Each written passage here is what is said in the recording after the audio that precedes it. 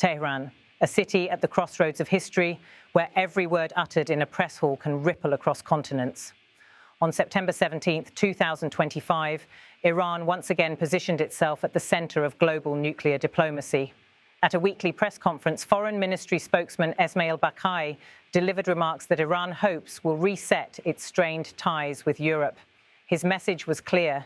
Iran has shown goodwill by reaching a new understanding with the International Atomic Energy Agency, and now it is time for Europe to respond in kind. Iran's tone was one of deliberate openness.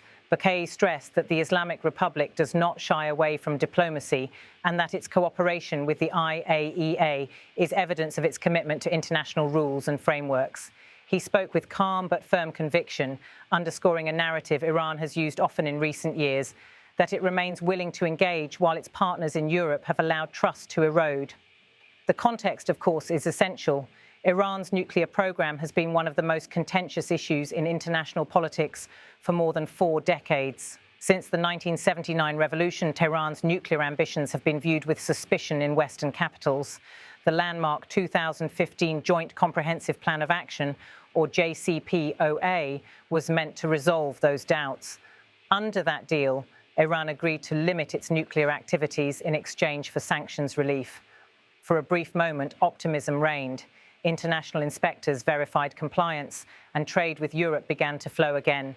But the tide turned sharply in 2018 when the United States, under President Donald Trump, unilaterally withdrew from the JCPOA and reimposed sanctions.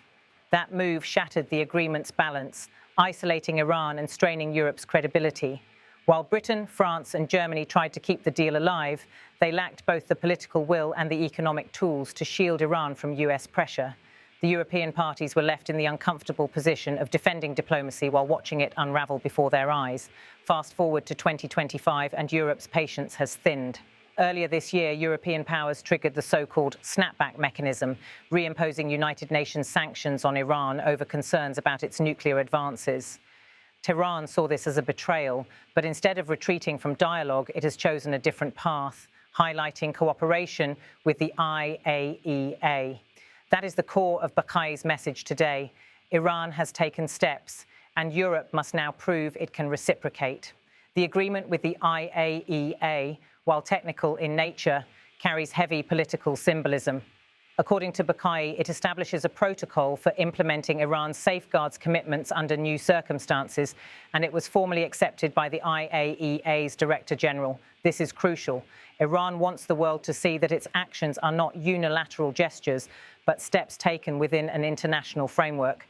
In other words, it is not simply Iran saying it is compliant, it is the nuclear watchdog itself validating that compliance. This press conference is more than a routine weekly briefing. It is a stage. Every soundbite is aimed at multiple audiences: the domestic public, weary of sanctions, the European governments, caught between Washington and Tehran, and the broader international community, skeptical yet watchful. Baqai's assertion that Iran is not averse to diplomacy is not just rhetoric. It is designed to shift the narrative from confrontation to cooperation. By positioning itself as a constructive actor, Iran hopes to expose Europe's hesitation and put the burden back on Brussels, Berlin, and Paris. But the challenge is immense. Europe's trust in Iran has been badly damaged.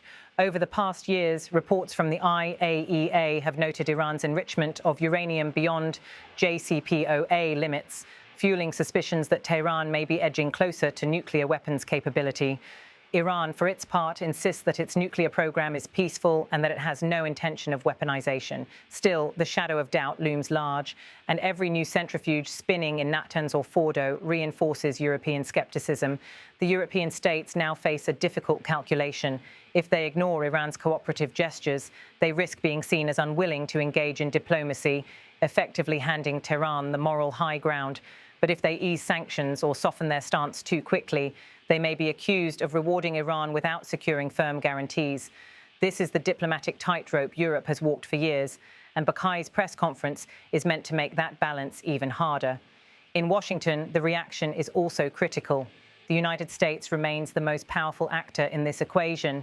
American policymakers are likely to view Iran's new agreement with the IAEA with cautious interest but deep skepticism.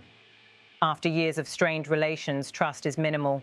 Yet, Washington also understands that complete isolation of Iran carries risks: instability in the Persian Gulf, higher oil prices, and the potential collapse of the non-proliferation regime.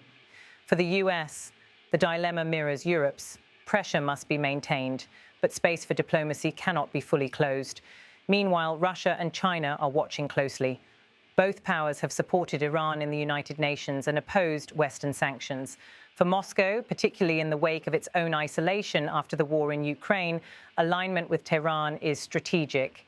Beijing, with its appetite for Iranian oil and broader ambitions in the Middle East, also benefits from keeping Iran in its orbit. By highlighting its deal with the IAEA, Tehran is not only addressing Europe, but signaling to its Eastern partners that it remains a responsible and cooperative player on the world stage. The choreography of this moment matters. The images from Tehran, Bakai at the podium, journalists scribbling notes, photographers capturing every gesture, are designed to project openness and legitimacy. Iran wants to remind the world that it is not a pariah state acting in isolation, but a country engaging directly with international institutions. This narrative is central to Iran's strategy. Sanctions may bite, but they will not define its diplomacy. At the same time, Iran frames its stance as one of resilience and justice. Bakai insisted that no one can accuse the Islamic Republic of rejecting dialogue, portraying Iran as the side that consistently honors its obligations while others falter. This framing resonates domestically, where leaders seek to reassure citizens that their sacrifices under sanctions are in service of national dignity and sovereignty. What comes next? Much depends on how Europe interprets this moment. If the European powers view Iran's agreement with the IAEA as a genuine step forward, there may be room for cautious engagement, perhaps even a phased easing of restrictions. Such a move could reinvigorate the spirit of the JCPOA, though likely in a more limited form. On the other hand, if Europe dismisses Tehran's overtures as mere tactics, the standoff could harden, pushing Iran further toward Russia and China and deepening the fractures in global diplomacy. The stakes go beyond Iran and Europe. At issue is the credibility of international institutions, the future of nuclear non-proliferation, and the delicate balance of power in the Middle East. Every step toward cooperation, however small, is also a step away from confrontation. But the opposite is equally true. Every missed opportunity risks escalation and mistrust. As Bakai concluded his remarks, the message was unmistakable. Iran believes it has fulfilled its part of the bargain. It has signed a protocol with the IAEA, demonstrated a willingness to engage, and put its position on record. Now, Tehran says, the responsibility lies with Europe. For the diplomats and leaders in Paris, Berlin, and London, the choice will not be easy, but it will be decisive. In the end, this press conference was not just about Iran speaking to its domestic audience. It was about shaping the international narrative.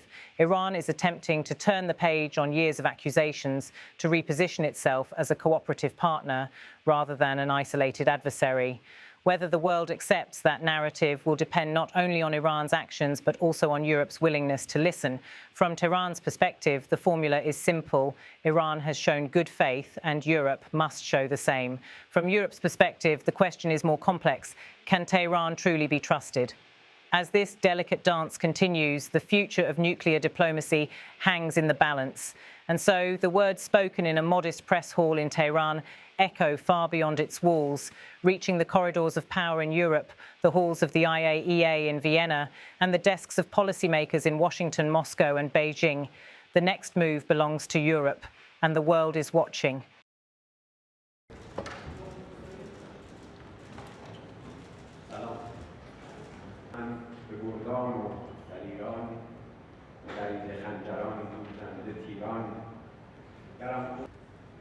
کمبود میشه در یافتن لغاتی که و واژه‌هایی که بتوان به زبانش بیان کرد و با بیانی لطیف زیبایی و توجه رسانه‌های از جلب می‌کنم به گزارشی که منتشر شده و طراحی و ارتکاب اقدام تروریستی در سطح وسیع بود. ماجرای موسوم به پیجرها این هست که نسل‌کشی شدیدترین جنایتی است که قطعا مثل دنیای بعدی برای باشی زیبا نیست. ما هر فارسی ما رو گرامی می‌داریم و به یاد می‌آوریم که زبان It is natural to expect that Iran's positive approach and good faith efforts will be met with similar and reciprocal action from the European parties. و همراه با حسن نیت ایران با عمل مشابه و متقابل از طرف‌های اروپایی مواجه بشه. We have demonstrated that we are not averse to diplomacy and take every opportunity to safeguard the interests and benefits of the Iranian nation. No one can accuse the Islamic Republic of Iran of turning away from diplomacy. This is very important. کسی نمی‌تواند جمهوری اسلامی ایران را متهم بکنه که از دیپلماسی رویگردان شده. این بسیار مهم هست. Now it is the turn of the other parties. We have reached a protocol with the agency for the implementation of Iran's safeguards commitments under the new circumstances, an understanding that is not unilateral and has been approved and accepted by the Director General of the International Atomic Energy Agency, IAEA. رضایت و پذیرش مدیر کل آژانس بین‌المللی انرژی اتمی قرار گرفته.